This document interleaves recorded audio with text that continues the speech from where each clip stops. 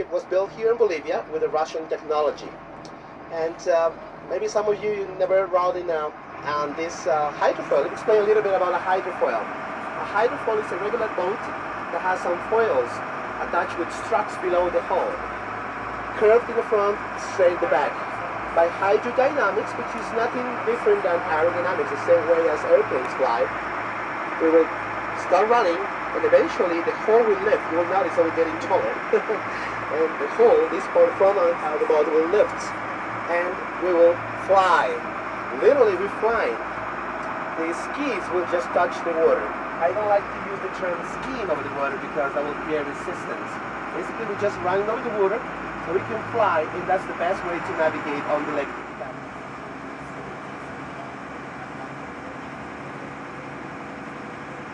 Now in the flight position, yeah, as you notice, the gate is open. If you want to come out and outside take some photos, please be my guest. Watch your hats and watch your cameras for splashes, please. It's quite windy there. In the meantime, I'd like to talk to you a little bit about Lake Titicaca. 8,300 square kilometers, or 2,204 square miles approximately. One of the biggest lakes in South America. The highest navigable lake in the world, the Titicaca. Titicaca actually comes out of two Aymara words. Titi-Cala. Titi means puma, Cala means rock or stone. According to the legend, the puma was male and moon female. The puma was after the moon during the eclipse time. So the people the Inca people that considered the moon to be a god, they were upset with the puma.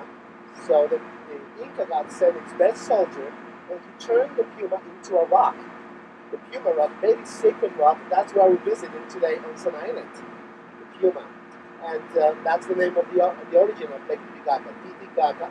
And we're going to Sun Island, which is supposed to be the origin of the Incas, the sacred temple of the Incas, Sun Island. So we're on the island of the Sun in Lake Titicaca, altitude about 13,000 feet. It's kind of tough to breathe. But we're going to the remains of an Inca archaeological area. There's nothing super mysterious or significant on the island, but it's this could very well have been where the Inca evolved as a society prior to their departure from this area about 950 AD. When they made the trek north and established their version of Cusco. So what you're looking at now is known Inca construction. You see, it's not very sophisticated. But if this is where the Inca came from, then obviously we're looking at the way that they built things.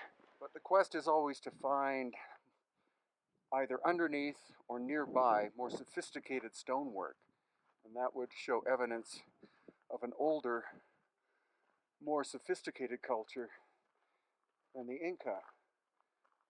These shaped stones here may very well be evidence of that. Not super sophisticated, but definitely better than this. So it could be that there was an older culture here that had finer stonework capability, and that their work was then recycled by the later Inca. Hey guys. So what we're looking at is diorite, or actually it's an andesite, but it's called diorite, and it comes from Copacabana. It's not local material. And this is what Pumapunku is constructed of. So what you're looking at there is not an ancient site. It's actually been not even restored. It's just a bunch of ancient stones that have been made into a ceremonial table and the ring of seats again. They're the remains of an ancient structure, but it didn't look like this originally. That may be only 50 years old, who knows.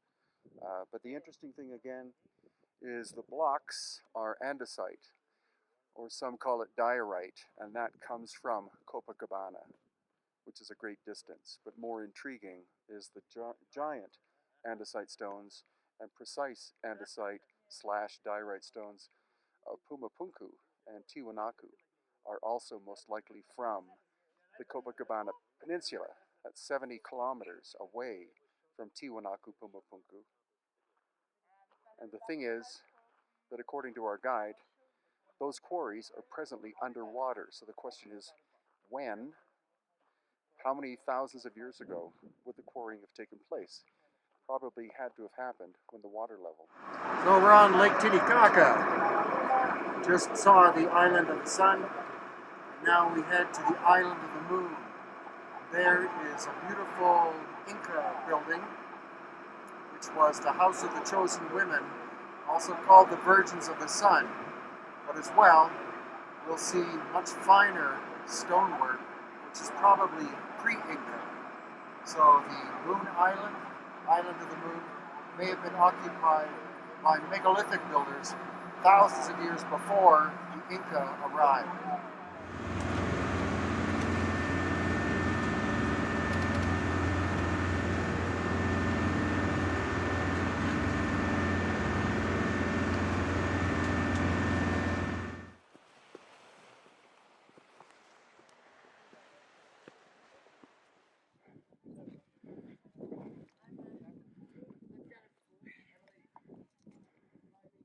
I know. Hi guys, welcome to the Temple of the Chosen Ones, or the Iñak Uyu as they call. As I was mentioning to you, it seems this was the temple for the preparation of the future wife of the Inca.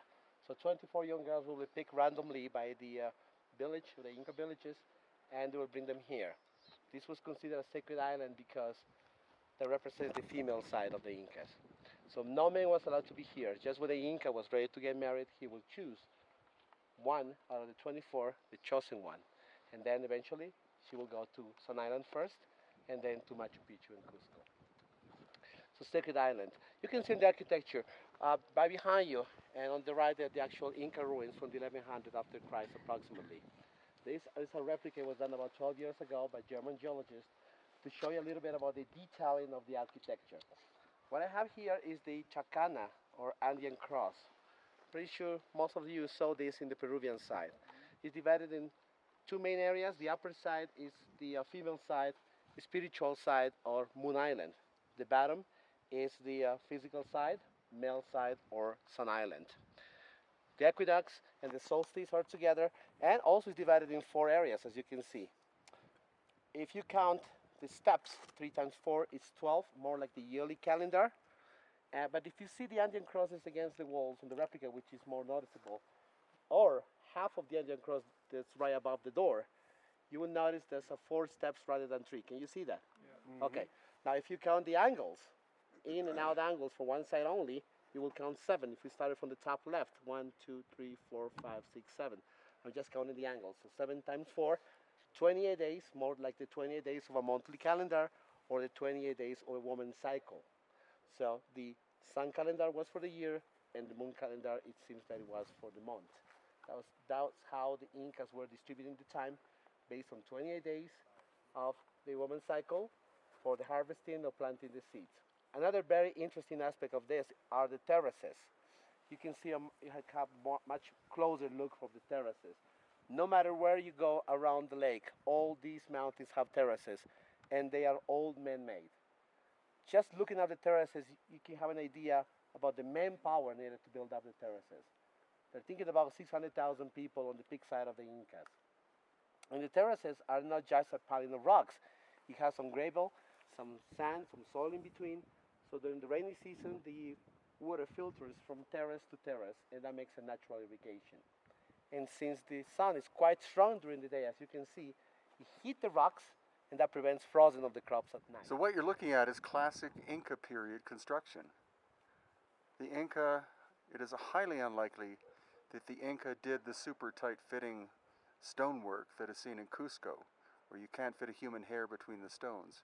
Strangely enough, that work, the megalithic, is probably thousands of years older, made by a lost civilization that may have been called the Pirawas. But this is what classic Inca construction actually is. So you're looking at a double hull sailing craft on Island of the Sun, Lake Titicaca.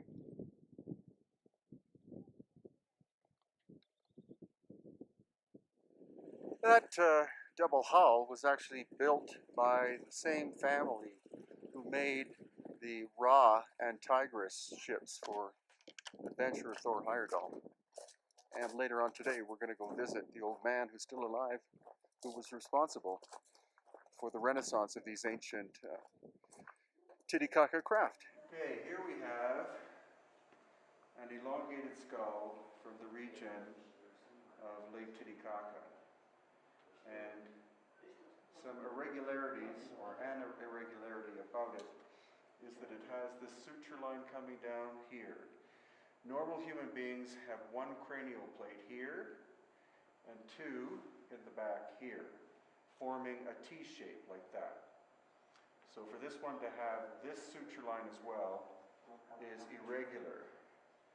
But what we can see is you see this indentation, so that's probably where the binding was done like that in order to compress the skull. The volume is probably not much greater than a normal human being, but it also has, if you see this little hole, that is indicative of an elongated skull, because that is where nerve and blood flow would come out of, which is not normal in human beings.